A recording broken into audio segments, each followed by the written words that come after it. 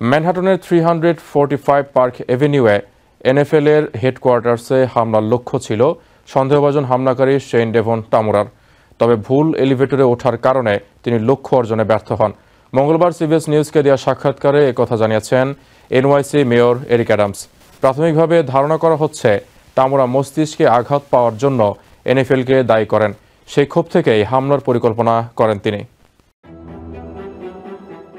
New York city mayor Eric Adams বলেছেন, Midtown ম্যানহাটনে বন্দুক হামলায় হতাহতের ঘটনায় সন্দেহভাজন হামলাকারী শেইন ডেভন তামুরা প্রতিযোগিতামূলক ফুটবল খেলতেন।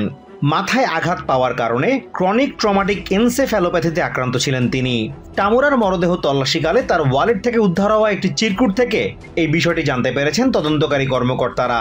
সিবিএস নিউজকে দেয়া সাক্ষাৎকারে মেয়র আরও জানান, নিজের মাথায় আঘাতের জন্য সম্ভবত ন্যাশনাল ফুটবল লিগ কর্তৃপক্ষকে দায়ী করতেন তামুরা, আর তাই ওই ভবনে অবস্থিত এনএফএল-এর হেডকোয়ার্টার্সে হামলা করতে যান তিনি। তবে ভুল এলিভেটর ব্যবহার করায় সেখানে পৌঁছাতে ব্যর্থ হন তামুরা। এ সময় এনওয়াইপিডির কর্মকর্তা দিদারুল ইসলামের মৃত্যুতে আলাদা করে শোক প্রকাশ করেন তিনি। বাংলাদেশি আমেরিকান দিদারুল অন্তঃসত্ত্বা স্ত্রী ছাড়াও আরও 2 সন্তান রেখে গেছেন। এই ঘটনায় হামলাকারীর গুলিতে নিহত দিদারুলের পরিবারের সাথে মঙ্গলবার সকালেই দেখা করেছেন মেয়র অ্যাডামস। এ সময় এক প্রশ্নের জবাবে মেয়র জানান, সন্দেহভাজন হামলাকারী তামুরা লাস ভেগাসের বাসিন্দা। সেখান থেকে গাড়ি চালিয়ে নিউ ইয়র্ক সিটিতে এসে হামলার এই ঘটনা ঘটিয়েছেন তিনি। এই ঘটনার জন্য অন্য স্টেটগুলোর দুর্বল আগ্নেয়াস্ত্র আইনকে দায়ী করে মেয়র বলেন, নিউ ইয়র্কের আগ্নেয়াস্ত্র বিষয়ক আইন অনেক শক্ত হলেও অন্য স্টেটের ক্ষেত্রে তা নয়। এদিকে এই ঘটনায় জোরালো কোনো প্রতিক্রিয়া না দিলেও ক্ষোভ প্রকাশ করেছেন প্রেসিডেন্ট ডোনাল্ড ট্রাম্প। স্কটল্যান্ড থেকে সামাজিক মাধ্যম ট্রুথ সোশ্যালে তিনি বলেন, তাকে হামলার বিষয়ে জানানো হয়েছে। ঘটনার তদন্তে আইন শৃঙ্খলা রক্ষাকারী বাহিনীর ওপর আস্থা আছে জানিয়ে ট্রাম্প নিহতদের পরিবারের সদস্যদের প্রতি সমবেদনা জানান।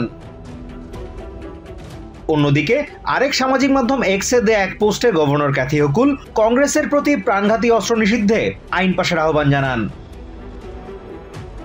Azimur Rashid Kanak, TVN 24 news desk.